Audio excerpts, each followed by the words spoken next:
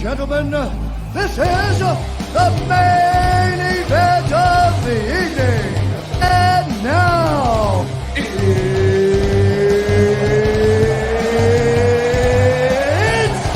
time!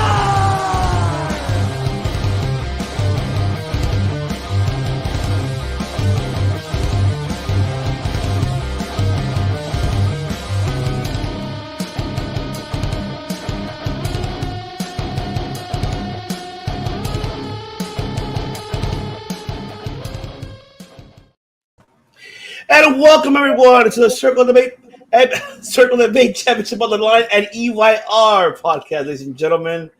This is the moderator, the devious one I've been seeing, and of course I'm here with the host, with the most, the director, the one who directs you all the way everywhere, and especially to watch this or if you're listening to it, ladies and gentlemen. Your host, the director, the one and only Chris Kennedy, ladies and gentlemen. And we got the black tank top memo, so we are styling, profiling, and I think Coach is just me in like 5 years. So, unfortunately, I have the gray one on right now. So. Nice. There we go. Well, UFC 276 is in the books.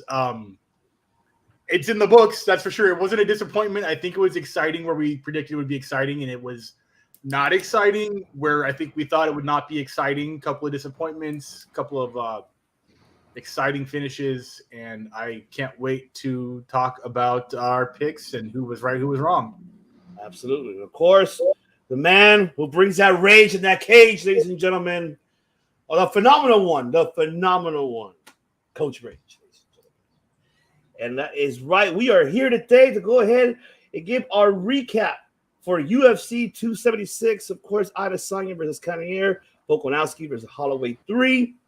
And I'm going to go ahead, but before I pass it to the host, the Modest Brothers are not here today, but the director has their scores up for see who is and still or new Tapology World Champion. So I'm going to go ahead and pass it on to the director. Take it away. I think we should have new rules. If they're not here, they don't get their picks don't count. I want episodes where I'm not here and you guys do apply that rule to me. So I do think that is only fair. We always apply that rule to you, whether you're here or not, though. That's a fact. Hey, man, you got to keep it balanced and fair somehow. But I can't just real quickly run over what they did. They did get both of them got their predictions in, so I can just read those off real quick. Who is this? Richard. Richard had O'Malley by TKO, Lawler by submission round 2. Okay. Pereira by decision, Holloway by decision, Adesanya by KO round 3. The only one that he got right out of that entire list, or only 2 were Pereira and Adesanya. The outcomes of those were wrong, but he got 2 right. His total was 6 of 12 on the total card with a score of 340 points total. That's based on the entire card prediction that we put in. Let's get to Alex. He had O'Malley by TKO round 1, Lawler by decision, Strickland by decision. Okay, buddy. Volkanovski by decision, Adesanya by KO round 2. He got the Adesanya and Volkanovski fights right, giving him a score of 425. So far, he is in the lead. Ivan, you're next, buddy. How do you think you did? I'll hold on. Before you answer that shit, I'm going to be... What the hell did you... Oh, not that one. No, it ain't that one. Fuck. No, I cannot believe this shit. That was me, because this was the worst picks ever for me because, oh, man. Highly resistant. But you want let's get into the card before we even talk about that. Let's just get into the card. Man, there's nothing for me to but horrible. I just wanted to say, but just take it away, host. Take it away. I mean, what do you want to talk about? We got a pretty exceptionally decent prelim and early prelim card. Heart goes out to Miss Jessica Rose Clark. That is 2 broken arms in a row. I feel bad. That sucks, man. I don't know if it was a left arm than a right arm or if it was both right arm, both left arm. I hope they don't cut her that soon. She's a better fighter than those losses reflect. But again, all that matters is what happens in the cage. Yeah, but so you got 2 broken arms. She had ACL reconstruction, and she's on a two loss streak. Yeah, and that last loss was not too long ago. Yeah, back to back. It was in July. That was a month ago, and sorry, February. My bad. I mean, I don't know if it was the same arm both times. You know, a good jiu-jitsu technician can pull it off on either arm. So yeah, I don't know, but the thing is, I really like her. I really like her, but there comes a time where you have to make grown-up choices. You got to make decisions, right? And things are not going well. She keeps getting injured. What realistic chance does she have? The risk of injury, re-injuring the ACL, re-injuring the arm, is very high. She also broke her forearm in a win. Yeah, right. I gotta go back and find out. She threw a spinning back forearm. It was the Paige Van Zandt fight, which was 4 years ago. I think that was the fight. But I mean, like, it's just unfortunate series of events. Yeah. So I would advocate that, she's having some success on social media. She's charming. She's talented. She should start another career in another direction. This one's, there's not much left here for her. There's a lot of danger. There's a lot of risk. There's not a whole lot of chance of success. But right. Yeah. And let's see, the last fight. Cowboy retired. Cowboy did retire. I kind of did see that coming. It was about time. I think we all said it last week that it was. Yeah, it's past due. It's past due, and I'm glad he went out. Not how he planned to go out, but at least put the hat down, the gloves off, walked away towards the sunset.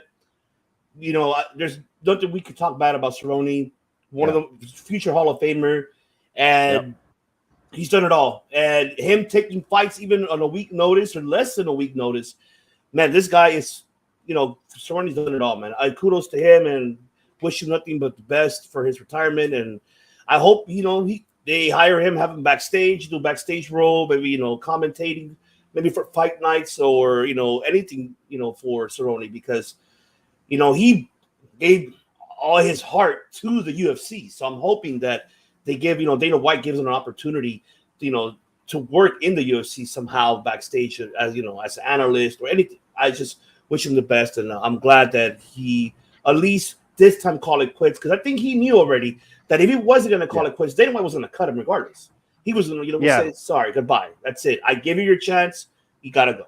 So, I mean, I'm glad that he got it. In his exit interview, he said he was going to go be a movie star. And he's coming out. He's got 2 films coming up that he's already done that are coming out. So, I think he's looking at that as a possible. I tell my fighters all the time, MMA is not a career. MMA is an opportunity to create other opportunities. The pay structure is such. There's no retirement. It's a gamble, and if you play it right, you use the opportunity to create better opportunities. What is going on, Chosen One? Thank you for tuning in. Thank you, Joseph. I feel like he was going to retire on a win, also, which I would have loved to have seen happen. Much love, brother. Miller is a beast, and this career resurgence that he's having it's amazing. And to get his revenge on Cerrone, who essentially finished him twice in one fight in their first fight, and to take the title of most wins in UFC, and to essentially retire Cowboy, it was like triple feathers in the new Cowboy hat for him, for sure. There you go. I personally think that Cowboy is a better fighter than actor, but he's getting paid fat stacks of cash, and there is no complaints on this end. That's right. But yes, man, kudos to Cerrone. Oh, copious. I mean, and I'll pay your tribute here, Cerrone, because I mean, and this is how you went, man. You went out. There you go. I mean, kudos to you, man. It just great career. I cannot wait.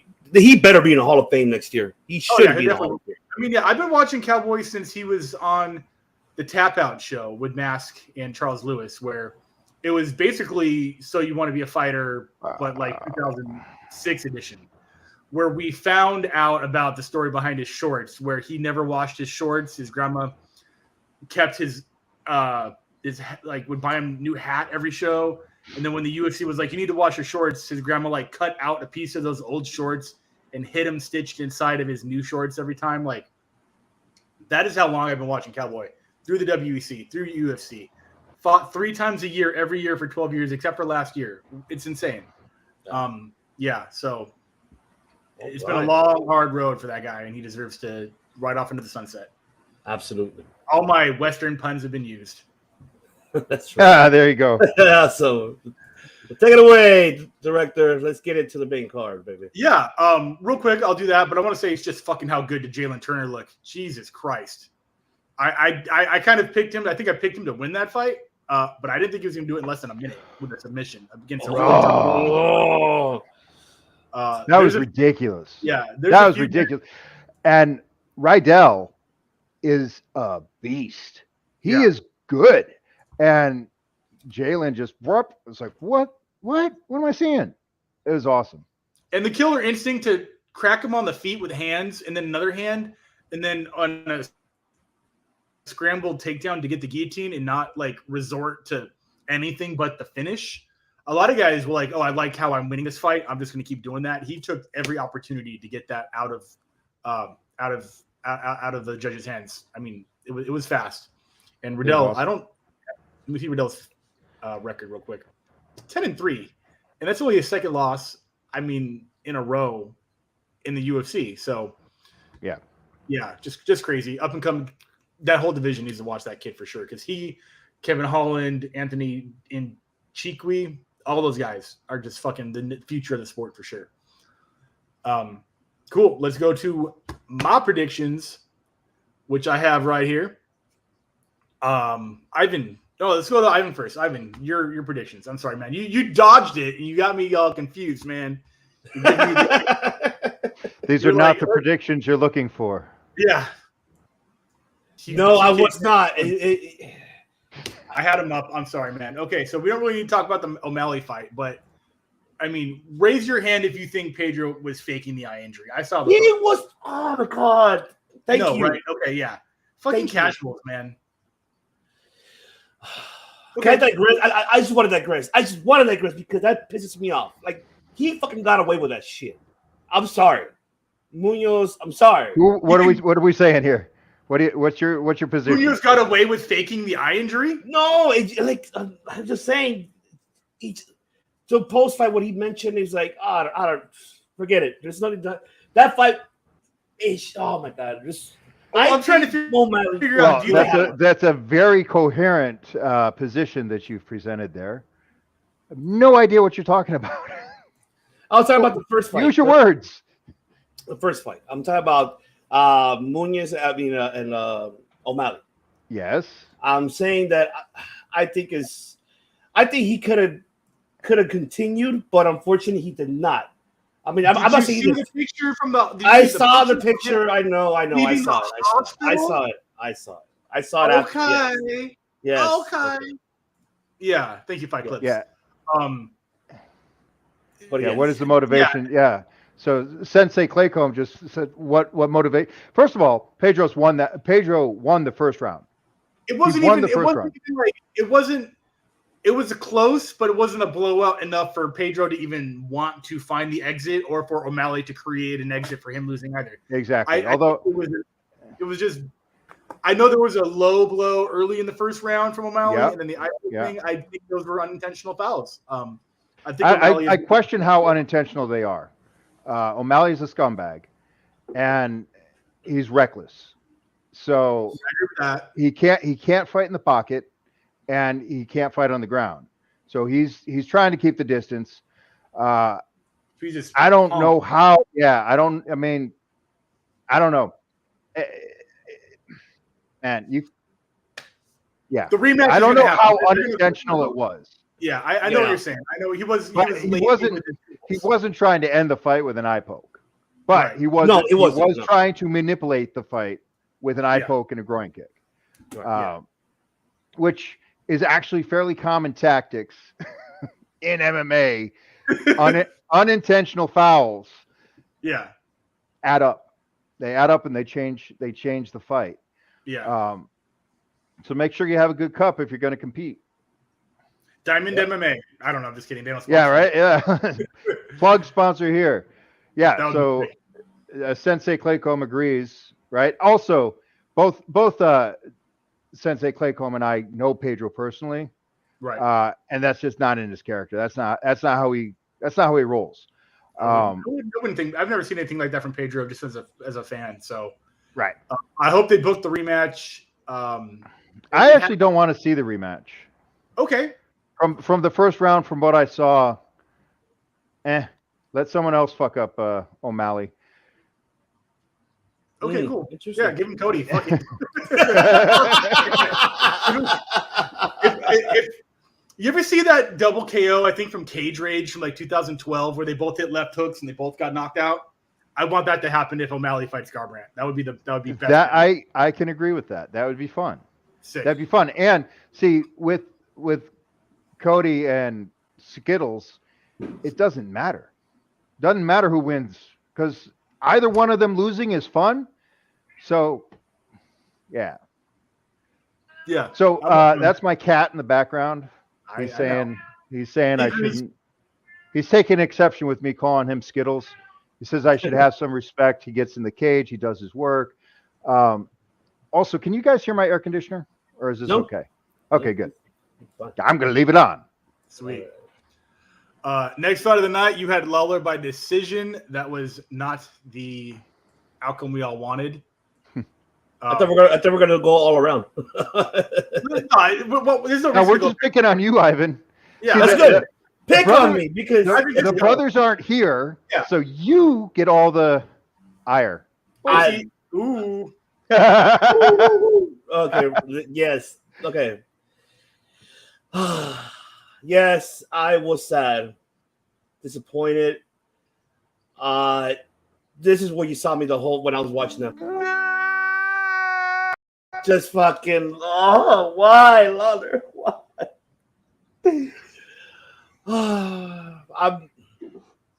I know Lawler. He did his best. That's all I could say. I mean, I agree with that. that's all I can say. He did his best. I mean, it's really, for God's sakes, I mean, he dominated the fight, man. I mean, Jesus Christ. I mean, in the first round, Brian dominated overall, and then even the second round, I don't know. Lawler did not have no chance, in my opinion. I thought he had the opportunity, but it was an unfortunate. And I think that's another one who should retire, should consider retiring. Where are the bunk bed brothers? They're not here this evening. They're not here.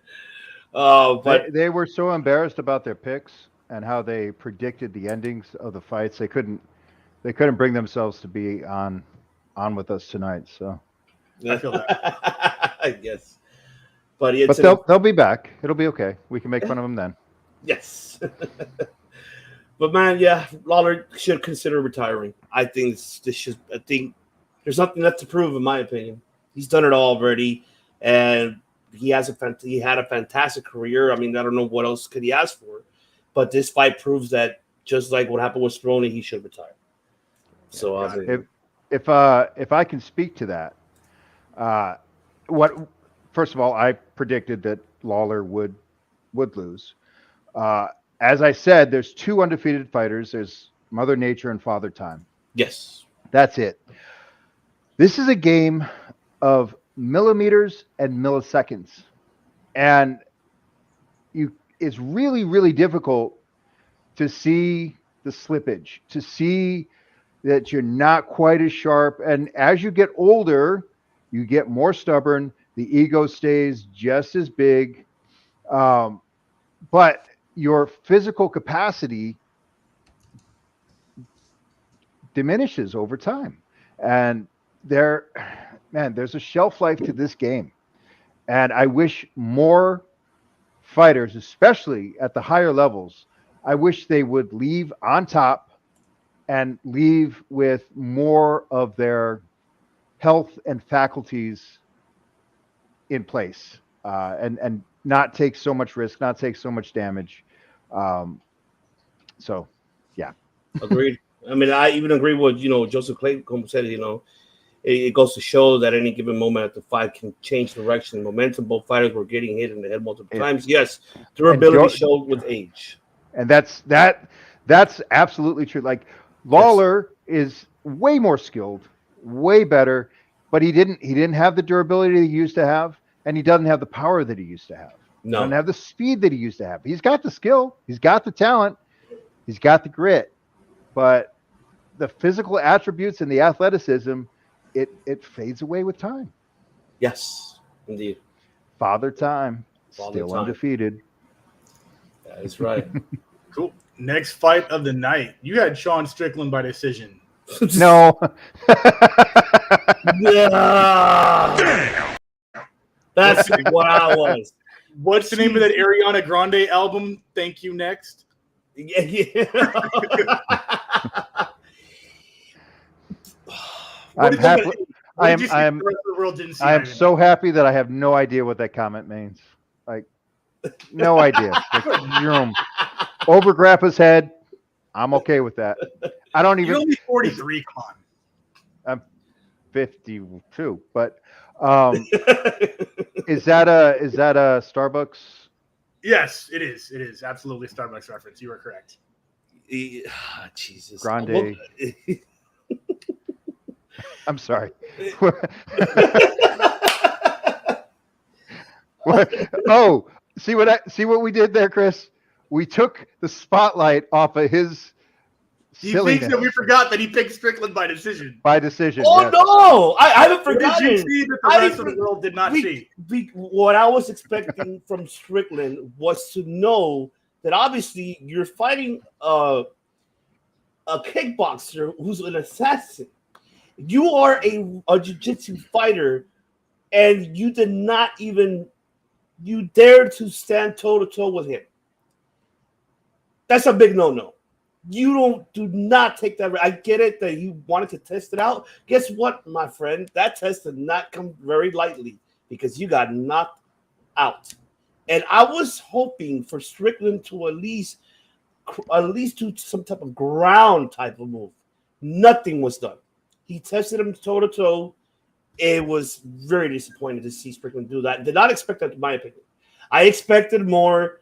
Okay, knowing his, obviously knowing Alex Pereira's background, we know that. I would assume that Strickland, okay, you watched his tapes, you've seen his fights, and kickboxing.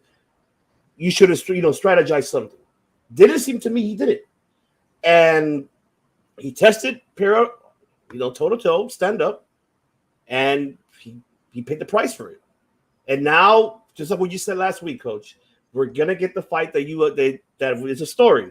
So this is the reason why this is happening. And now we're seeing already Pereira in the rankings. He's already there. He's already number 6. He's already in the rankings already. I think he should be higher. Unranked to I don't know what he was ranked after his first fight in the UFC. Agreed, Joseph. To 6, officially to 6, but yeah. Yeah, it just, I did not expect that at all from Strickland. I don't know what his coaches was telling him either. So he doesn't listen to his coaches. Yeah, I know him personally. He doesn't listen to his coaches. Yeah. Actually, he said he gave advice to a young fighter of mine. He said, "I stopped listening to my coaches, and my life got so much better." Well, direct quote from. Why did they even come to the ring with him then, or cage? That's right. Exactly, because you get paid. That's how you get paid. Is he training at the Marvin Vittori camp of ignoring professional coaches, or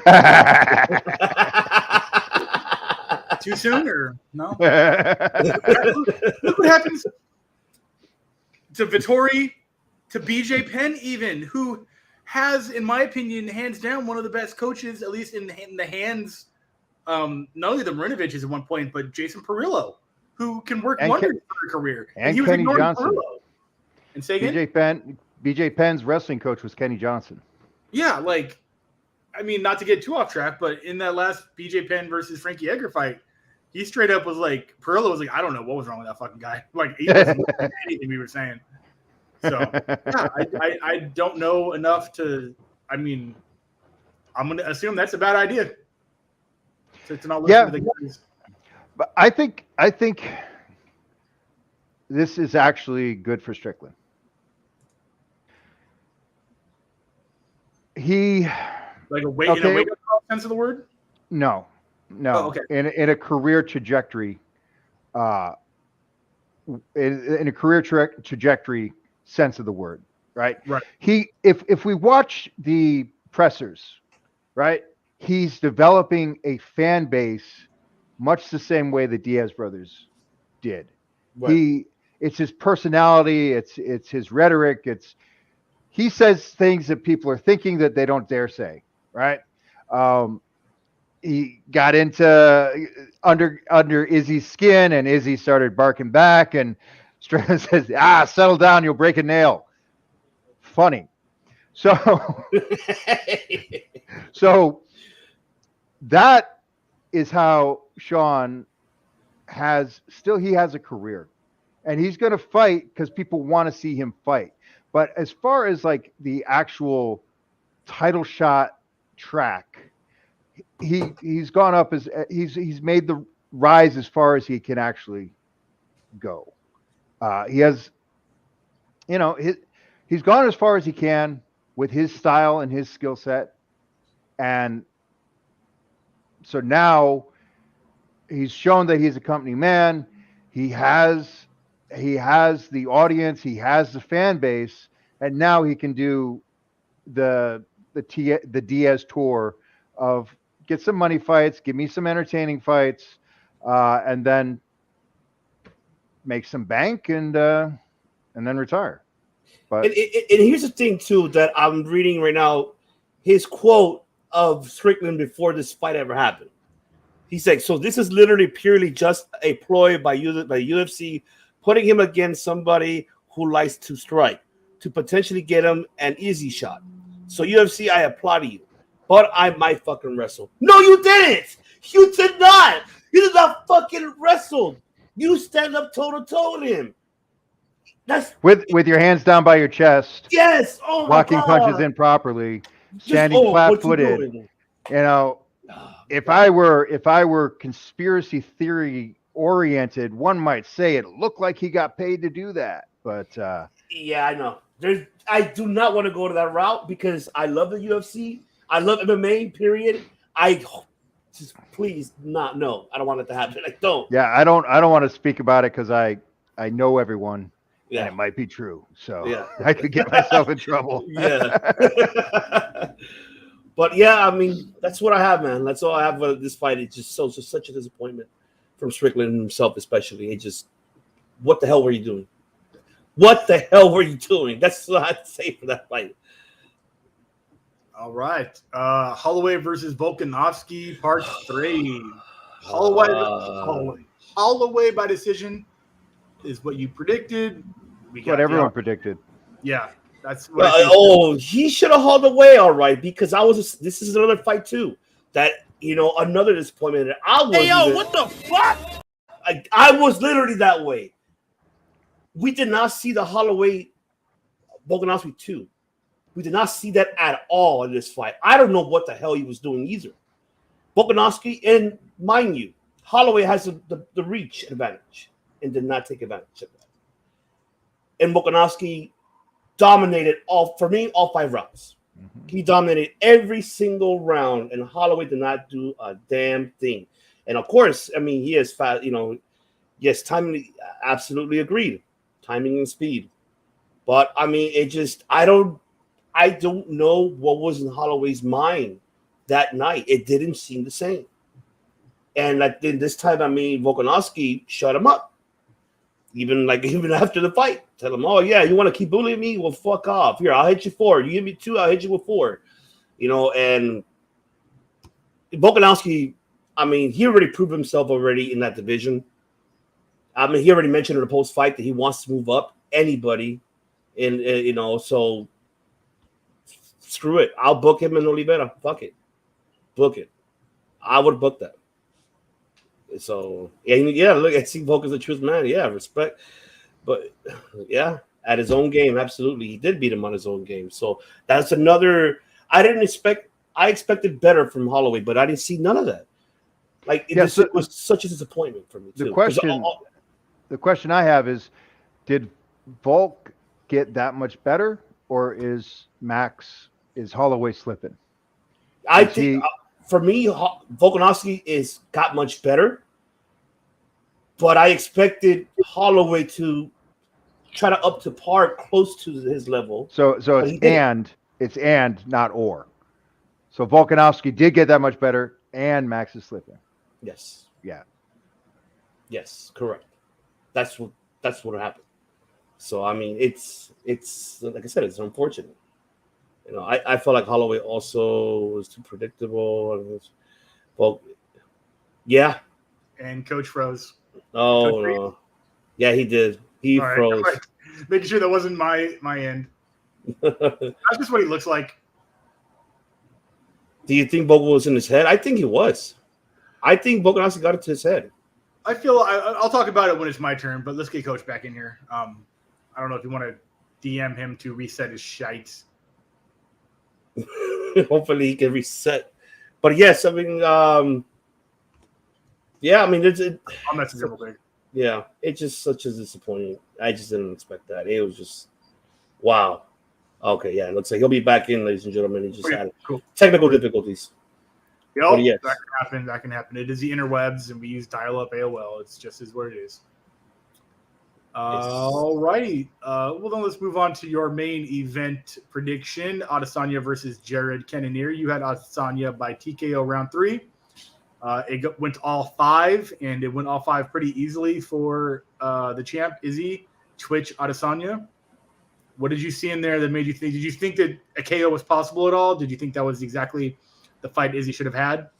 I felt like he could have had that fight because, I mean, there were kind of opportunities that not only just Cannonier slipped out on, but I think Adesanya could have had the upper hand and knocking him out, I think. And for me, by the third round, actually by the second round, it looked like for me, it's just Cannonier was getting a little bit tired. He just looked at it to me by the second, close to the middle of the second round, and by the third and fourth and fifth, I mean, I think Adesanya had his opportunities to actually knock him out, and so did Cannonier too. Cannonier too, he tried to take him down. That didn't work. But Cannonier also had opportunities, and he was closing in, knowing that Adesanya has the reach advantage as well. But I got to give kudos to Cannonier. He had his opportunities too of coming in and doing damage, and he did a couple punches here and there. He caught Izzy, but I think Izzy could have done better. But I just didn't expect it to end his way as all 5 rounds. I really expected Izzy to come on in and do damage, but unfortunately he didn't. So I mean, yeah. But I gotta give him props though. I mean, he did come out, of course. There you go, like the Undertaker. That's right, he did. Yeah, that was cool. I like that. And he also didn't allegedly know that Vince would be in the audience, so that is also a double cool thing. I mean, it's not pal, I'm right here. Yeah, I don't really care much about Vince, but I mean, it was cool that he was there, I guess. I don't know. Yeah, but this guy was there. Yeah, for sure. That was really funny, by the way. Welcome back. We missed you. Yeah, I don't know what happened there. It's all good, man. I was like, is this the 10 Days of Darkness? I was getting all excited. And just power surge in my neighborhood, I guess. Oh, that sucks. Yeah. You don't have to tell me what neighborhood it is, but if it's near me, then I might have to be careful. I'm in Hollywood, Franklin Village. Oh, cool. So I can see your house from my house because I'm on top of it. You know where the big letters are? I'm right next to that. No, I'm just definitely kidding. Ivan, so you had 4 out of 12 on the total card, correct, and a score of 225, putting you in dead last. Man, that was the most. Oh my god, horrible. Actually, I'm dead last because I never do the Tapology thing. When you agree with me, I feel like I win so many points, dude. I'm just like, wow. All right, cool. he does have the best walkout for entertainment factor. I don't think that he has the best walkout in the history of MMA. He is no Genki Sudo or Akihiro Gono. Right. Look at this fucking noggin. Look at this Yeah. autistic noggin. I'm fucking Rain Man. Look at that. Love it. Definitely. He has the current best. Definitely. Current best in MMA on the active UFC roster. I mean, that's really not saying much, but yeah. God, every time every time someone brings up best entrances, the first thing I hear is the fucking the Pride taiko drums. The doon doon doon doon. I miss that. They line them all up at the top of the ramp like fucking Street Fighter, man. Oh. Why? Pride never dies, and neither does steroid contracts in the Yakuza. There you go. All right. So go ahead. What you guys have? I took a little break, a little internet. Ivan basically said that Izzy could have finished the fight at any time he wanted to, but sort of didn't. And Cannonier got a few punches in, but not enough. Yeah. And Izzy won all 5 rounds. Is that basically what you said, Ivan? And did you guys say that Izzy is a little bitch and it was fucking boring and shame on him? Yeah, yes, thank you. Because I was I'm getting around to that. I got my version of that sentence. But yes. So go ahead, director. Yeah, no worries. So for the first fight, obviously a non-issue, O'Malley versus Pedro. I talked about it. I would like to. I don't know if I want to see a rematch now. Sometimes coach can sway my opinions, and I don't like a no contest. That's pretty much the only reason I want to see that, and that's it. Wait, what? Sorry, go ahead. What were you saying? You don't like the no? I don't like fights ending in a no contest. I don't. Oh, okay. I don't disagree that it should have been. Yeah, it definitely was. I just don't like it when it ends that way. It sucks when it happens. Yeah. Yeah, exactly.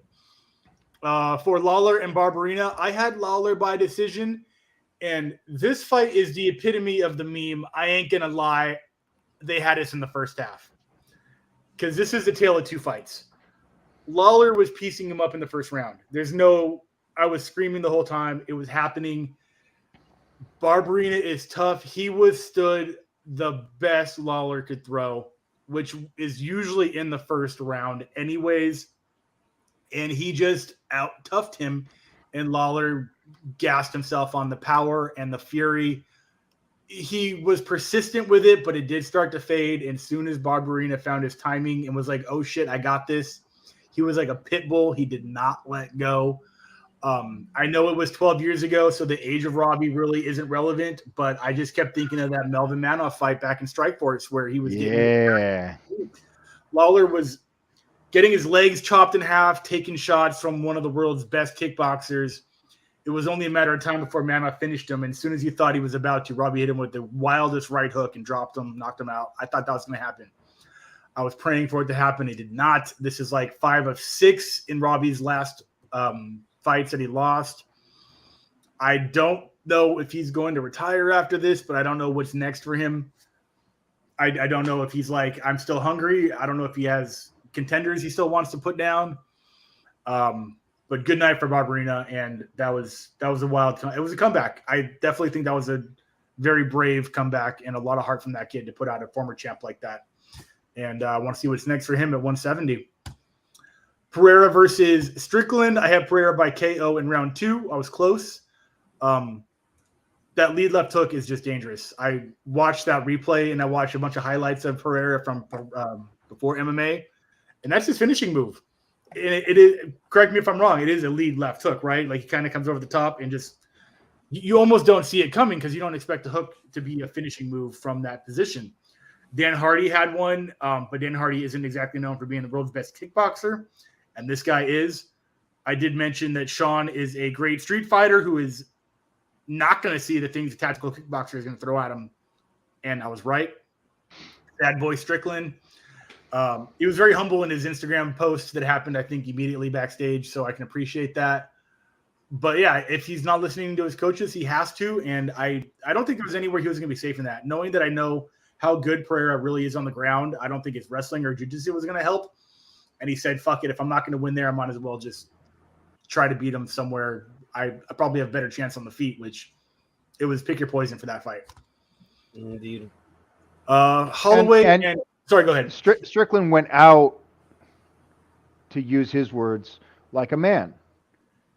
He stood and banged and came out on the losing end. But that's going to appeal to his fan base already. Yeah, right? which he's going the way of the Jorge Masvidal. He's like the new he's the 909 Street Jesus. Which I can appreciate that. Like, I like that attitude when you win. And Strickland isn't exactly on a losing streak that makes me question his entire career. This is like his second knockout ever, and his first in like his last 6. So it's his third knockout though.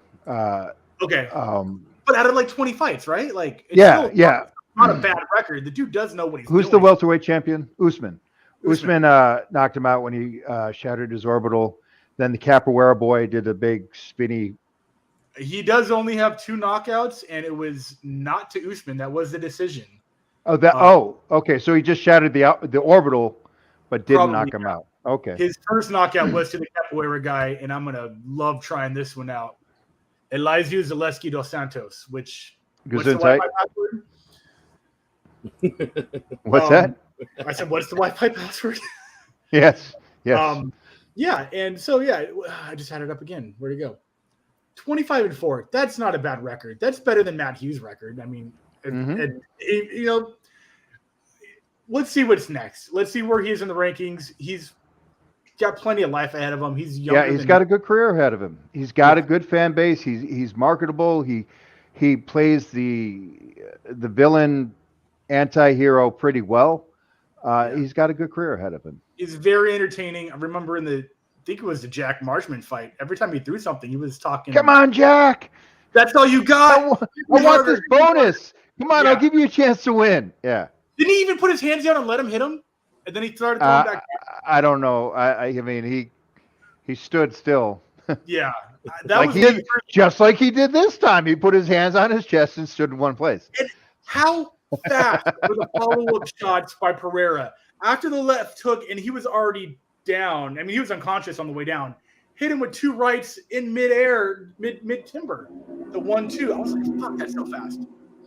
Yeah, man. Yeah, that guy's scary. I watched a 20-minute documentary from MMA On Point about Pereira, and I'm like, God damn. Terrifying. Holloway versus Volkanovski. I, too, also had Holloway by decision. I thought this is how the fights went for me. Like, the first fight, Volkanovski definitely won that. It was pretty clear. Second fight, it was close enough. The improvements made by Holloway were very good. The adjustments were good. So you would think that he could just adjust a little bit more. But Volkanovski just leapfrogged him and lapped him in this third fight. And it is no question that he won all 5 rounds, in my opinion.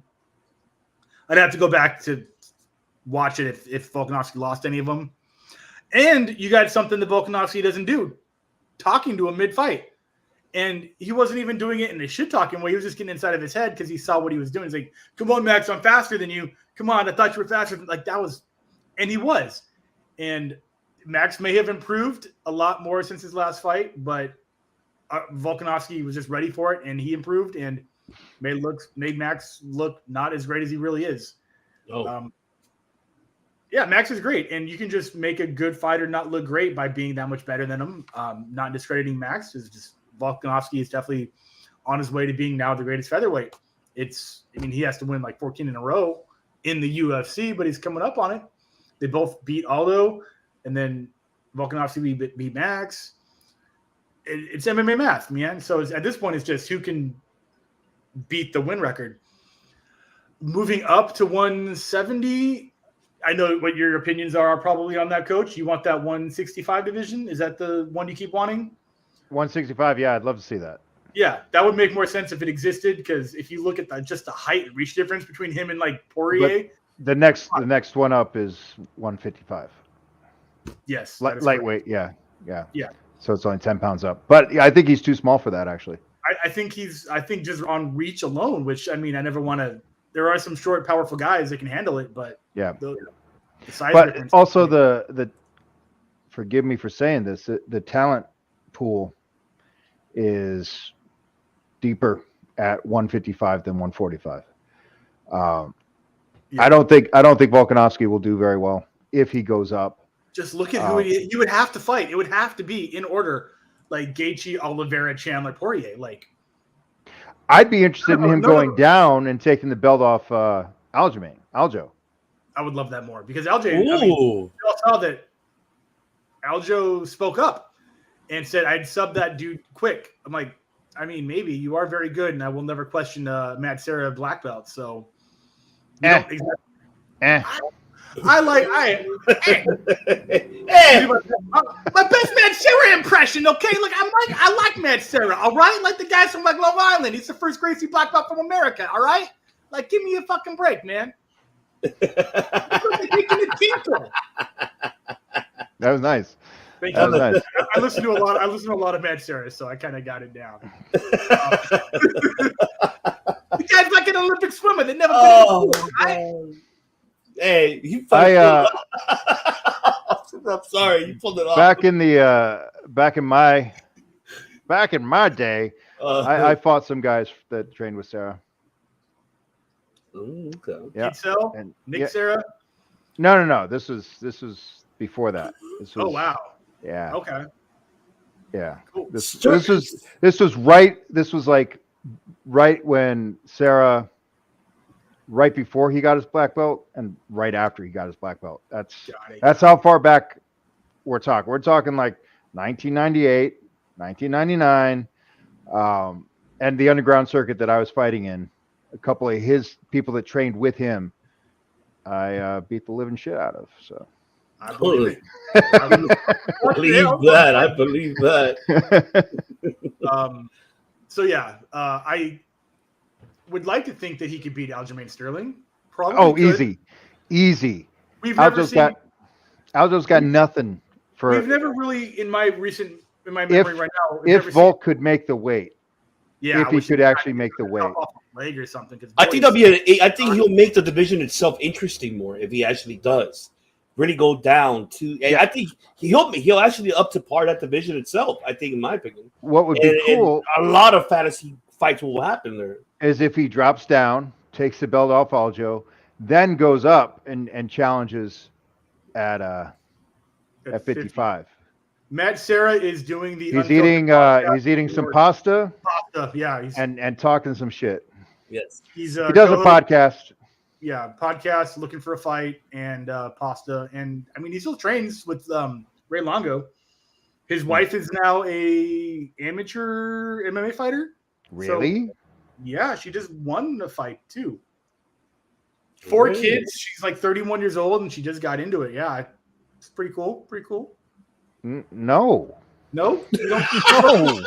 You don't think becoming okay? Wait. So you don't think okay? You have an issue with the age with which she is becoming an amateur. Yes, and I get that. And I have an issue with yeah.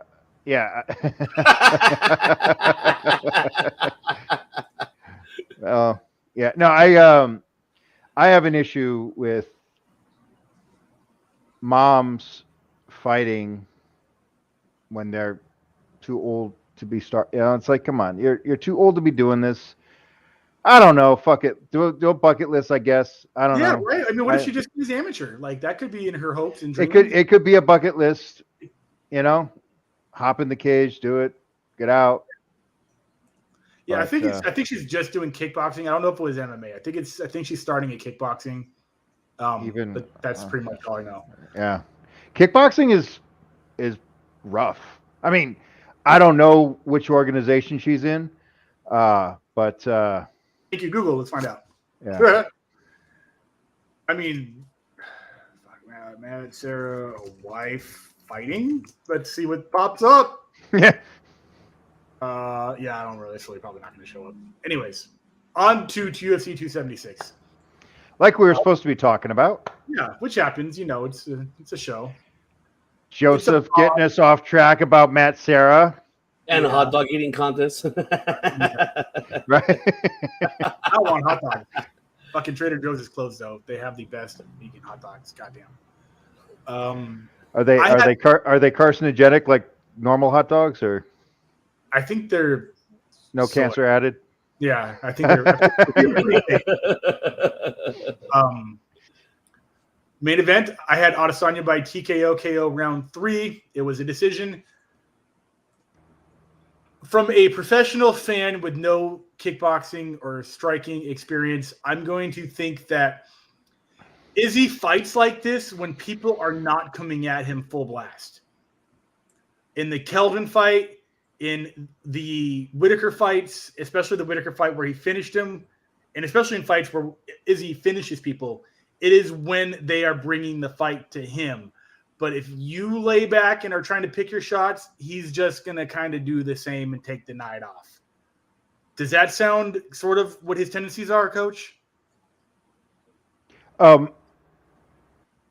I think if what I hear you saying is that he's a bitch. And yes, she fought. See? Oh, I thought you were talking about Izzy. Cage my IQ. She fought at the combat. This is a comment about Matt Serra's wife, but Yes. What's going on, Dad? Thank you for coming in, brother. Appreciate you. Yeah, I think, Chris, I think you're right that Izzy does best when he counter strikes, when you give him pressure. But with his ego and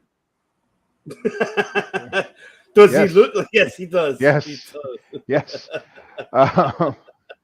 And the thing is, listen, if you're gonna be the style bender who's occasionally the gender bender and wear pearls and fucking French tips, I got word in that polish. Come on. No, let's see. I gotta repaint them. But you don't do the French tips. Not yet. Not yet. Okay. Hey, we both know what that is. So what does that say about us? Yeah. No. The thing is, if you're gonna act that way and talk that way, you better fucking fight that way. Right. And he doesn't. He doesn't. Half the time, he's just pot shotting and running around, and we don't want to see that shit. And it's a responsibility. Holding the belt is a responsibility, and I don't know who I'm talking to, but if you're a fighter, if you are the champion, your obligation is to be the champion and to fucking fight and to show up. Fighting to win is very different than fighting to not lose. And yeah, so if you're going to be the champion, fucking be the champion. You need to get that printed on the top of your ceiling at the gym. That is absolutely MMA prophecy right there. If his opponent had come home, if his opponent had come at home more, come at him more. I think there could have been possibly. So the point, so what Sensei Claycomb is saying is what you said. He had opportunities to finish the fight. He just didn't pull the trigger enough, maybe out of respect or fear. No, I think he was saying what you were saying is if Cannonier pressured him more, Izzy could have found the knockout. Yeah, it's very that's what he was saying. I mean, this will add another 10 minutes to the conversation, but the Anderson effect, where if you don't press him, he doesn't press you. And I do blame the opponents in a lot of those fights where people thought Anderson underperformed. Talis Latis, Damon Maya. Those were also on them to press the fight. So, hell yeah. And Anderson finished his fucking fights. Like if you side by side, like people try to compare Izzy to Anderson, and there's no comparison. Yeah, Anderson finished the majority of his fights. And in ways that no one had ever done it before, and in ways that people are trying to and have emulated since. Yes. The switch stance knee he hit on Stephan Bonner in Brazil made no fucking sense because he was standing at him southpaw standard. He was at orthodox, chased him in mid punch, switched to southpaw, threw the left knee to the abdomen and dropped him. And it was his timing. He sees things, and no, there's no style in Izzy's finishes. Okay, he can slip and land a counter like on Whitaker. His last finish before that, I think, was against Derek Brunson in his debut. Okay, so this graphic. That's just his UFC career, yes, Ivan? Yes. Because Yeah. I know Anderson better than anybody on the fucking planet, and triple those numbers if you count his entire career. Yeah, and in boxing now, he's boxing and he's knocking people the fuck And out. he's not So, losing either. And the homie's like 46, dude. he's older than And that. he's not But, throwing yeah. knees and flying Yeah. punches, kicks and shit, like or subs. Backward jabs. Yeah. Is that the thing? Is he hit with He's referring to Forrest Griffin. I said it first. Fun fact: I still have the ticket, and I was there when Anderson won the title against Rich Franklin at UFC 64. Yeah, so that's a cool thing. That's a very cool thing. I love that part about my life. 64? Yes, because then I was also at 74 when Couture knocked out Gonzaga. So Sensei Claycomb and I both know Anderson personally, so that's kind of a cool thing too. So just Yeah, There he's, no one will ever talk me out of him being my number one favorite fighter of all time. And Good. as far as style goes, That's yeah, good. he's literally a video game character. That guy doesn't. absolutely, If absolutely. you see things, if you see what Anderson does in a movie, you'll be like, "That's not real." And he's Right. out there, doing them. And Yep. Izzy is not doing anything that makes him bend a style of anything. You know, honestly, like the thing is Izzy has the talent. He has the natural gifts. He has the talent, and he could be better than he is, which is why I'm so hard on him. One of the reasons I'm so hard on him. Also, his personality to me is very unappealing. So if you're gonna be an arrogant, brash dick, fucking at least fight. At least back it up with your performance. Don't keep eking out these little fucking bitch ass decisions. What's this? That's your updates on the rankings. The current ranking updates for those are the only spots that moved on the entire card. Yes. So Jalen Turner is now ranked, which he probably should have been after beating Man, he Johnny should be Miss- ranked higher than that. Yeah. He should be. After, I agree. after that last performance and after who he took out, bro. Yeah, Yes. let me finish what I was going to say about Izzy, and I want to bring that up and just look at it for a second. Izzy constantly says that even on my worst night, I'm the best fighter in the world. But he says that almost every fight. So when are we going to see this best fighter in the world thing? I think that he is so good that he can take the night off and be like in the performance, that style. Why would he try to be the best when I can beat you sipping coffee? You know, like, why put in the work when I could just beat you with a couple of punches here and there? And, you know, I think he's trying to get out of the fight without sweating. And I think that he knows he can do that, and then he just does it. That doesn't make it okay. Yeah. It doesn't make it okay. You know, it's like, yeah. And so, hey, what do you guys think about his next fight? It's going to happen. It's definitely going to happen. What do you guys think? It's going to happen, yeah. All the wheels that were set in motion were to set up this fight. Pereira got past Strickland. Adesanya got past Cannonier, and that is probably going to happen maybe the December 31st card. That makes sense. I am not disagreeing with Sensei Clay Combs just said right now. I agree 100%. Yeah, 100%. I'm not disagreeing there. And then I will not debate that. And then you have to measure the caliber of, and I'm not going to get too much into this because I don't know what side of the coin is correct. The caliber of the opponent each one had are absolutely strength of schedule. Absolutely, agreed. Absolutely. Yes. Like, are the caliber of Izzy is not the caliber of Izzy's, No, so. Izzy is not. Man, he's not even close. Nope. Not even close at all. Does he get knocked out? Does he get knocked out by Potan again? Wait and see. UFC 290. There you go. Promoting it now. UFC 290. 6 months in the making. Let's not answer it, but it's out there, and we will talk about it. And I think the general consensus of people want to see it now. Everyone wants to see it, but is it actually going to happen? Right. That's the biggest question. I think people are going to get on the Alex Pereira train all the way into that station. Yeah, absolutely. And I'm gonna go out early. Absolutely. Pereira is gonna KTFO Izzy.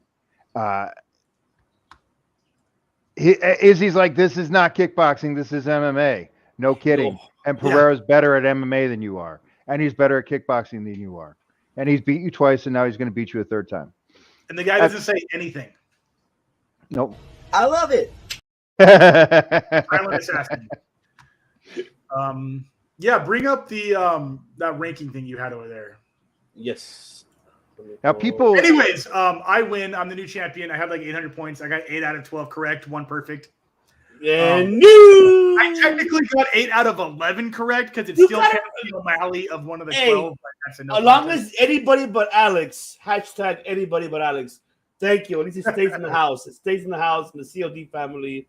There you go. Wait, you did what? What about Sugar and Pedro? So when the Tapology report comes out, and I got 8 out of the 12 fights correct. Yeah. One of the 12 fights, of the 12 still puts the O'Malley fight, but since that was no contest, I technically got 8 out of 11 correct. Oh. Okay. Because you did predictions for the prelims also. Yeah. So I got 8 out of the 12 booked fights correct, but 8 out of the 11 that actually happened correct, which I should be in Vegas right now putting money down. There you go. So I picked Pedro by murder, death, kill. We didn't get to see that. What was the next fight? Brian Barberina and Robbie Lawler. Yeah, I got that one right. I think I don't remember what round I picked, but I did say he'd lose by TKO. Then the next fight? Pereira and Strickland. I got that one right. Yeah. Holloway and Volkanovski. I got that one wrong. And then I remember your pick for main event, so don't lie to us. And then main event, I thought there was going to be a freak accident. I thought it was going to be a doctor stoppage. I thought and I hoped Izzy would injure himself on Cannonier. So there you go. I don't know. That would have been way more interesting to see than what we saw, though, huh? So the biggest question: where was Dana White? Was he doing this? I don't know where Dana was that night. He might have just been backstage talking to Vince the whole time. Where did this take place? It was at T-Mobile Arena. T-Mobile Arena, yeah. Oh, because Dana was in Vegas, so. I mean, he has a house there for sure, so he was definitely there. Yeah, but he was. Yeah, Mick Maynard was putting belts on people. I mean, which makes sense because he is the Australian booker. So to put it on the Australian fighters or New Zealand, whatever. Yeah. So that does kind of make a little bit of sense. But but also Dana is he's organizing things so that he can slip out. Right. And he's putting people in place to replace him in many different areas. So maybe Mick Maynard is going to be our belter for a while. Yeah, and that's all good because, I mean, back when it was just him and Joe Silva, he probably was. I'm not gonna gatekeep, but I don't remember specifically. But I know you can find out where Dana White's favorite pizza place is in Vegas, and it's not a name brand. I've driven by it before and I remember seeing it, and so he was probably there. What does it mean to gatekeep? That means that if you know a spot, you keep it secret so it doesn't get crowded by other people. Like, oh, I know this really good taco spot, but I'm not going to post about it so people don't come and like blow the spot. Oh, okay. And you're not doing that, or you are doing that? I wouldn't do that. I just don't remember the name of the place. Ah. Yeah. Okay. I hate gatekeeping. Like Joe Rogan is like, oh, I know this really good taco place in the Valley, but I'm not going to talk about it because I don't want people to go. I'm like, I want tacos. Fucking talk about it. I gatekeep all the time. Yeah, you're all good. That's mine. That's mine. You don't need to know about that. Fuck you. Bring up that ranking picture you had. If those are the only 4 moves, yeah, Pereira definitely goes from. Was he literally unranked beforehand? Yes, he was unranked. He was not in the rankings. No, wait. Who did Andre Muniz? Who'd he fight? Uriah Hall. Oh yeah. What'd you guys think of that fight? Typical Uriah Hall fight. I mean, like he was losing on the feet and then he got smoked on the ground. Big time. So Big that's time. kind of the poor guy. Like, just can't catch a break. He just can't. It has to be more. It's all mental. Yes, exactly. He's a head case. He's a head case, and he never got it fixed. And he's had too many different coaches saying too many different things, and he never got to the root issue of his original wound of his trauma. He needs psychotherapy, and how about the Adam Selig fight where he killed that guy and he felt really bad and he's just never been the same since. There's that. There's apologizing for ending fights early.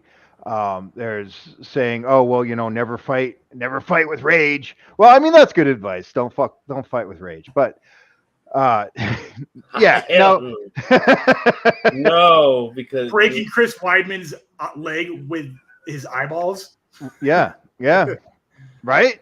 Yeah, no, like Uriah Hall could be one of the biggest disappointments because of his unbelievable talent and potential that he just could never get his head straight and could never actually go beast mode or God mode and actually show us what he could fucking do. Every now and then we got a glimpse of it, but man, he could have been a real fucking legacy champion. Like he could have really been something, but he just couldn't get his shit together. So that's funny. The guy that went up in the ranking, and now we're talking about the guy that lost. Yeah, it is. Yeah, bring it back up again, Ivan. Dricus Duplessis. I love that guy. That was a tough fight for him. It was against. That was a hot mess. That was a fucking hot mess. It was. Who did he fight? Brad Tavares had no right not getting finished in that fight. Yeah. And all kudos to him for sure, because that was Dricus' fight to lose. And I think that was an eked out decision, because if I remember correctly, Dricus was winning that fight pretty handily, and then it really swayed back in Tavares' direction for a minute or two, and then back the other way for the rest of the fight. Yeah, so I can't even Dricus. I don't know. Duplessis. I don't know how to fucking say his name. You nailed it. Really green, really immature. Not emotionally or mentally immature, but his skill set and his tactics and his strategy his gamesmanship was immature. Where Brad Tavares is another one that's, man, in fight years, brah, you're over. He's been around a minute. I mean, he was on the Ultimate Fighter, fucking season 12 or some shit. And Tavares is also 11. Oh my god, I was off by 1. How did I do that? Sorry, that's so stupid. I need to get a life, bro. Definitely. Definitely. A little Rain Man reference, bringing it back around for you. Definitely. That was a shot in the dark. 12 years ago. And he had been knocked out a few times since then. I remember his head bouncing off the floor on a couple of those. Well, see, Brad Tavares is another one of those disappointments where he's got so much potential, so much natural talent, so much charisma, and he never really got his shit together to get up in the rankings. Yeah, the way he really had the potential to do. He's 34. He's been fighting a pro for 15 years, since he was 17. Yeah. And he's kind of permanently a gatekeeper at middleweight. Exactly. And see, the thing is, 34 is a reasonable age to compete, except in fight years, as I've said it before, fight years is like dog years. For every 1 year that you fight, it's like 7 years for normal people. So in fight years, Tavares is 83. So yeah, exactly. It's literally dog years. It's yeah. Especially in MMA. Yeah. And then But I like him. I like him. Seems like a nice guy from The Ultimate Fighter 12 years ago. And we obviously talked about Jalen Turner, who the future is his. Like, it's all up to what he can do. And he moved up. He's at welterweight, right? Or middleweight? Sorry. No, he's smaller. Nope. Bring that up again. He's smaller than 85? Lightweight. Jalen Turner's lightweight? Holy he's 85. Yeah, right? And he's like 6'4", right? Yeah, he's like 6'17" or some shit. 6'3", 155. Yeah. That is, and this is another Rain Man reference, Corey Hill level numbers. There you go. Rest in peace. Let's find out how tall that guy was. 6'4", 167, which I think he did fight at 155. Now, who the fuck is Corey Hill? He was the first leg break in UFC. He was on The Ultimate Fighter, very slender African-American man. The first leg break against not Dale Hart. Who was it? Turner moved from welterweight to lightweight. Okay. It was Dale Hart. Oh my god. Let me bring up a picture of him, but he was the first leg fracture, the Anderson Silva style. His happened years before that. You may not remember what he looked like. Nope. Don't remember what he looks like. Have no idea who Dale Hart is. Dale Hart. Come on. Nope. I think Dale Hart also lost by spinning back kick to Russian guy with the fucking Brock Lesnar physique from Russian or Dennis Seaver. Dennis Seaver, yes. German. Born in Russia, raised in Germany. Come on now. Okay. I did not know he was born in Russia. That is definitely a fact. Makes more sense why his last name is not German. Let's see. What's a good picture of him? Yeah, that's not going to work. That's not going to work. Corey Hill. Man, we are going off into the weeds tonight, huh? Yeah. Who was the Hawaiian that was also really tall and skinny and Kendall Grove. There you go, Kendall Grove. 6'4", 170. Moved up to middleweight when he turned like 30 though. See, I have no concept of who that guy is. No worries. None. And then you're gonna love this next picture.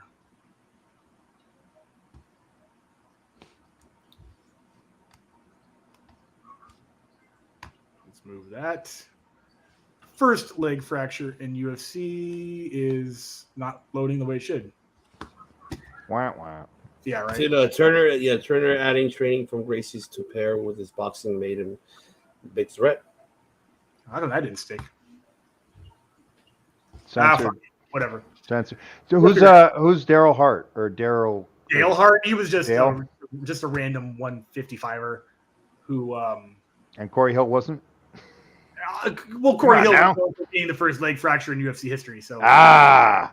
Okay. And look at that, I got it right. Dale Hart did lose to Dennis Seaver. It was a rear naked choke. I thought it was a spinning back kick when he was finishing everybody with it. But he hasn't fought in 12 years either, so that's that.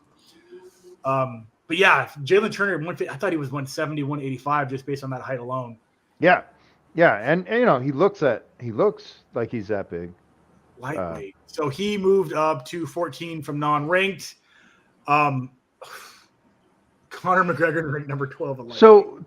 So do you guys think that Volkanovski should be pound for pound number 1 right now?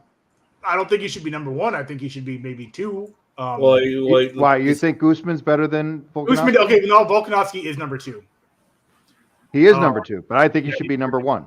You think he should be number 1 over Usman? Absolutely. Okay. He's number 3. I think Charles should be higher. I think Charles should be ahead of Izzy because he's beating harder guys and finishing them. Thank you. He should be at 3. Yeah. I think Oliveira should be at 3. Holloway is 8. Usman? Poirier is 6. So yeah, okay, that makes sense because Poirier did beat Holloway. Ngannou is on a pound for pound. I mean, Fury is number 9, and he's only fought 2 people. Yeah, that's okay. Whatever to that. Rankings is debatable. It's debatable. And it's a fantasy fucking. Well, yeah. It's rankings are suspect to begin with, but then when you start throwing around pound for pound fantasy bullshit, whatever. Unless we go to Ultimate 10 and have them all fight each other one night, it's never going to be decisive. That's a good idea. All I could say is that No weight classes, no time limits, no surrender. Yeah. The Just Bleed guy. Yeah. And do they get to tag team or double up on Ngannou? Well, this would be in Russia. Or do they get to actually hit the scales? Like no, I want to see Davidson Figueiredo versus Francis Ngannou. We've seen it happen before in the Figueiredo character one. We saw who was the Punk? Ikuhisa Minowa beat, CM? He beat Zuluzinho? No, you don't watch you're no idea who you're talking about. Okay, so again, the Punk Minowa is a Japanese pro wrestler fighter who in Pride, his role was the underdog, and he would always fight the wild. He would fight like Emmanuel Yarborough's, Zuluzinho's. He was like 170-pound Japanese pro wrestler who would beat up the giant Brazilian, the whole man choice. That was his character. Awesome. Yeah. So, yeah, it is possible that someone like Davidson Figueiredo could beat Ngannou. No, because not. I mean, in Japan, it's possible. Yeah, in Japan. In Pride, anything is possible in Japan. Seeing so have you guys seen Quest grappling? No. Team Chael Sonnen? No. It's so it's a 5-man tournament, and you pick 5 people on your team, and you have a weight limit for those 5, and you can distribute the weight across 5 people in any way that you want. So you can have a huge guy and a small guy, or you can average it out.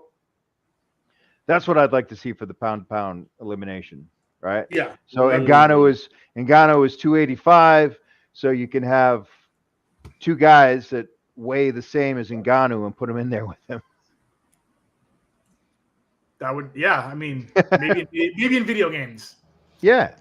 And I'm going to let you guys know that I have to go to the little boys' room real quick, so I'll be right back. I'm ready to catch. Wow. Wow. But yeah, I mean, Clay Copeland did his comment about, Volkanovski, after what he saw last night, he's convinced that he could go either up or down in the weight class. Yeah. I would like to see him more with Sterling. I really feel that he can make that class elevate where it is. I mean, I think he can make it up to par more. And especially he can fight like the likes of, Sterling, Peter Yan. We could mention, Jose Aldo, Corey Sandhagen, Marlon Vera, Yeah, I don't think any of those people that you mentioned really have anything. Peter Yan could present some challenge for Volkanovski if he could even make the weight. That's the other thing. And then if he were to it would take quite a while for him to lose the weight, and then it'd be challenging for him to go back up. But I think it would be interesting for him to drop down, take the belt, defend the belt at 45, go up and try and take the belt at 55. I think that would be really interesting. But who knows? Because what else is there for Volk at 145? I mean, there really isn't nobody in there. I mean, who do you have in the rankings? I mean, you have Ortega at 2, Emin at 3, Rodriguez at 4, Qatar at 5, Arnold Allen at 6, Chan Sung Sung at 7. And the fight before this one felt like it shouldn't have happened, right? When he fought the Korean Zombie, it's like, oh, is this just a place filler? It wasn't. It didn't feel like a real title challenge, right? Right. And he's already fought Max 3 times. Yeah. Right. So yeah, it's a frustrating situation to see that happen, and it's kind of disappointing that 45 is such a strange weight class. It's really an odd duck, where 35 is very saturated and 55 is very saturated, but 45 is just fucking weird. Yeah, that is. I mean, there's really nothing in that class for him. I mean, in a weight class anymore. I mean, what else is there for him to prove? I mean, the ones that I mentioned in those rankings. Who else is? Yeah. But they're not. You know how Dana will see it. They're not like name fighters that will purchase. That will get the audience to sit on their seats and purchase a ticket. Just there isn't, and it's Right. unfortunate. Yeah. So Man, see, the thing is, Volkanovski's a little short for 145, but he made it work. But at 155, bro, I don't know. Looking and mind you, we don't have a champion either because that's this vacated title still, and I mean the lightweight. The FISA fight this Saturday. That's not for a belt, right? For the one this Saturday for Vivza and Dos Anjos. Oh, it's Los Angeles. Never mind. I thought it was. Yeah, no, that's not no. That's just regular For fight. some reason, I thought Oliveira, wrong Brazilian. That's racist. I legitimately thought it was Oliveira for a second there. Yeah. So. Yes. Oh, yes. It would be cool is there were more master fighters in their skill sets in each division. He can clean it up already, and no one else have left it in that level. See, he says the same things I say, just in a much more sophisticated and graceful manner. I love it, though. I love it. I mean, so what can we grade? Honestly, we can literally all say that this event was not the best. I can say that it, for me, was not. I mean, I don't know how you guys feel about it overall. I'm talking about the main card. I'm not even speaking about the prelims or the early. The main card was fucking baller, except for the main event. It was dramatic. It had knockout. Well, it means, besides the Sean O'Malley in the main event, every other fight was good. So 2 out of 5 were bad. But the other 3, I was entertained thoroughly. I love the finishes, the drama in the Max Holloway fight, because you don't know as you're watching a fight what's going to happen in the end. You're not bored until it's over, just like how it was in the Adesanya fight. I was not bored until it was over, and then I could reflect on what had just happened. No, I was entertained by that main card until it was over. So that's all that counts for me. I'm not going to go back and rewatch those 2 particular fights. Were you entertained with the Izzy fight? I was annoyed. I'm only entertained because I still know that I don't know what's going to happen until a fight's over. Look at the Frank Mir Miracle Crow Cup fight. That fight sucked until the last 2 seconds. And then I was like, oh, fuck, that was awesome. And sometimes a finish like that is almost worth sitting through 14 minutes of bullshit to get to. Because, you don't know. You're sitting there on edge the whole time. You're like, all right, this is kind of boring. This is kind of boring. Oh, fuck, that's a head kick. So I expect that to happen, and then I have to wait for the fight to over to happen. The Brazilian that KO'd with the head kick, the guy that you were just talking about. Say again? So the Gonzaga. Yeah, no, pal. Yeah, Gabriel Gonzaga. Yeah, he had a fight. His first or second fight in the UFC, where it was just 15 minutes of. Yeah, that was Jordan something or something Jordan, and then. And they were disengaging. They were like pitter patting, and they're nothing happening, and then out of nowhere, it was a Superman punch, right? Superman punch and a KO. Blop. Yeah. Jordan something. I definitely know I'm close. I know what he looks like. He had like the braids and large fellow. Wow. One moment. So what do you give it, Coach? This event? What do you give it? Kevin Jordan, Superman punch. Oh, nailed it. Very nice. Very nice. The Oracle. So Sensei was surprised at how tall some of the absolutely. Yeah, how tall some of the lighter. Steve was a middleweight, and I was off by 40 pounds. What? I said the Jalen Turner fight. Like I thought he was a middleweight, and I was off by 40 pounds. Yeah, crazy. So I was disgusted with Skittles. I also felt like Pedro underperformed, even though he was winning the fight. I know how good Pedro really is. And that ain't it. Then Robbie Lawler for me was a little bit disappointing, because of who he used to be.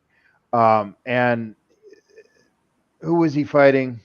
The kid that he was fighting, really not special. Really not talented, not technical. He's just big and tough and okay, and that can only go so far. Very true. Then the next fight was that Potan. Was that Strickland Potan? The next fight? Yeah. Yes. Okay. That was kind of cool to watch. And then Max and Volkanovski was cool to watch. And Izzy was disgusting.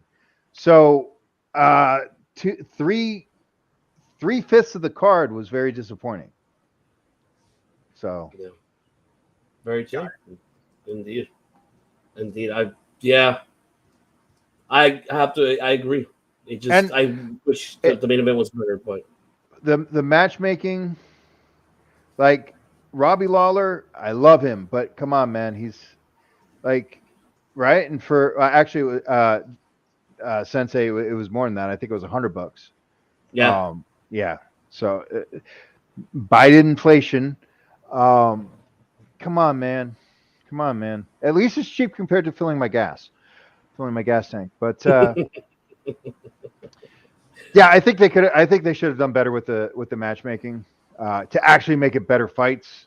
Yeah, I don't know if they were trying to make a star out of Cannonier or just, pun intended, cannon fodder for Izzy. Yeah, I think that they just kind of had to. They were just doing what they had to do until they could get Potan in there, right? And if Potan doesn't KTFO Izzy, UFC has a problem. They've got a problem.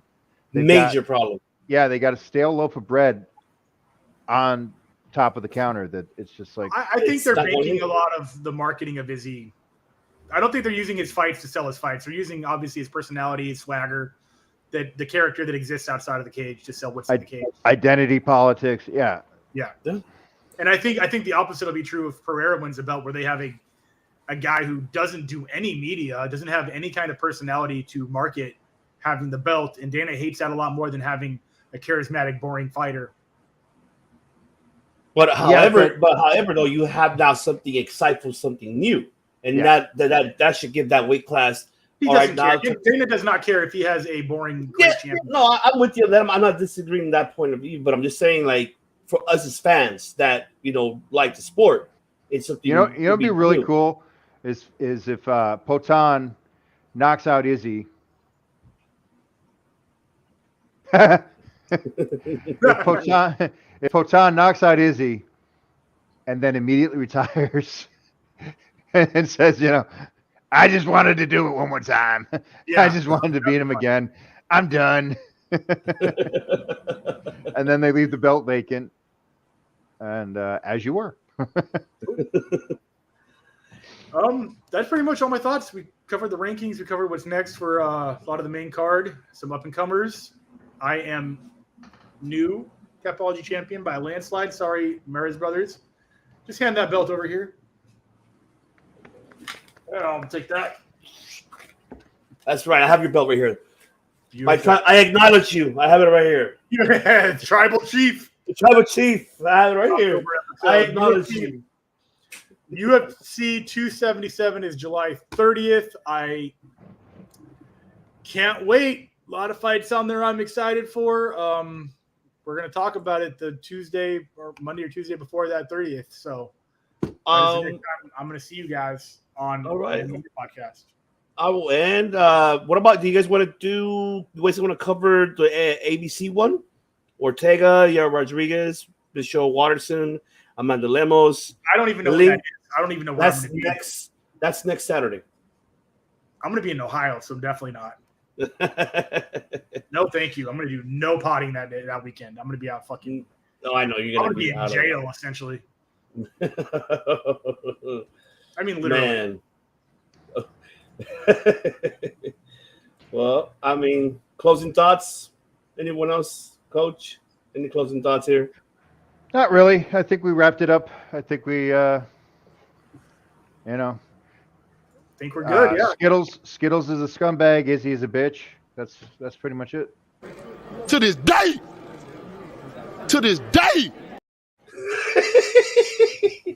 I know that guy. Oh, Michelle! Wow! Whoa! So Sensei Claycomb is a karate purist, one of the few true Shotokan senseis in America, but definitely in California. And he is very particular about what is actually karate and what is just called karate or karate. I don't even know how to say it wrong. So Wonder Boy is not karate. That's American karate, which there's no such thing. Karate is Japanese or Okinawan. That's like the fucking And the what was those and see, she calls herself the karate hottie, but she does fucking taekwondo. So what the what's fuck? those terribly awesome movies from the 80s, American Ninja? Oh yeah, That Those was are my the best, heyday, man. That shit was so bad it was good. yeah.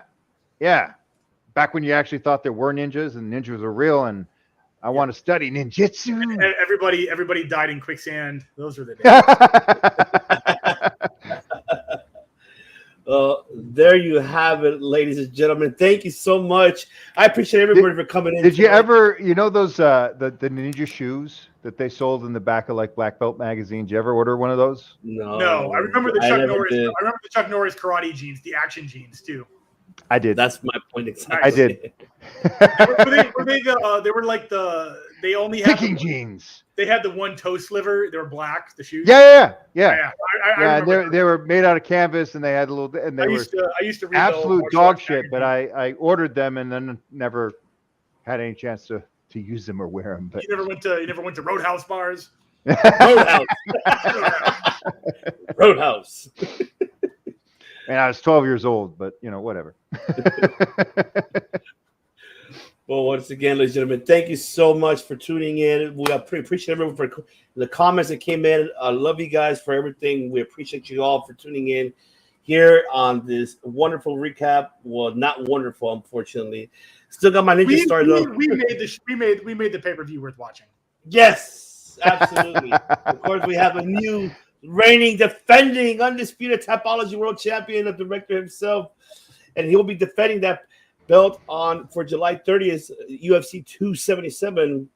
And of course, we're looking forward for that card, and I'm looking forward even for this Saturday's card. There's a lot of great fights coming up this Saturday. Of course, you do have Dos Anjos, you have Viziv, and of course you have Brian Ortega and Yair Rodriguez on ABC. So maybe we'll see. I mean, if the coach is down, I'm down to cover for the ABC one, at least to get the get the MMA world going. You guys do whatever you want. I'll be fucking not doing that. You'll be on vacation. I know. Ohio. Hi. Don't forget to follow and subscribe to Coach Rage. Follow me on social media. Descriptions right below. Make sure you follow EYR, ladies and gentlemen. The best division right there. Good shit. And he'll bring that rage in that cage. Teach you some pain. Especially Sensei Claycomb too. Yeah, that is right. And don't forget as well, because of what the director was saying, that he'll be on tour once again for all you metal fans. July 15th, of course, in Ohio. The director will be there opening up Friday for Korn, Papa Roach, 3-8 Grace. Oh shit! Yeah, man. So it's going to be a fantastic 3-day. Are you on all event. three nights? Nope, we just play Friday, July 15th. Destroyed Friday night. Yep, that's our set. It's at like 3:15 to 3:45, so perfect timing. Absolutely. So if you did not get your tickets, too bad, because that baby that is sold out. out. It is sold out, baby. Sold out, baby. Yeah, baby. All for us. That's right. So once again, ladies and gentlemen, this is the moderator, of course, of is what I've been seeing with my hosts, with the most from coast to coast, the director himself, the director, Mr. Fake Destroyed, Chris Kennedy, ladies and gentlemen, of course, the coach with the most as well, that brings you a lot of good shit, except for Izzy. There you go. We need a show in Cali. There you go. We may have something at the Viper Room coming up pretty soon, so don't worry. Awesome. That is right. So we will catch you guys on the next one. All right.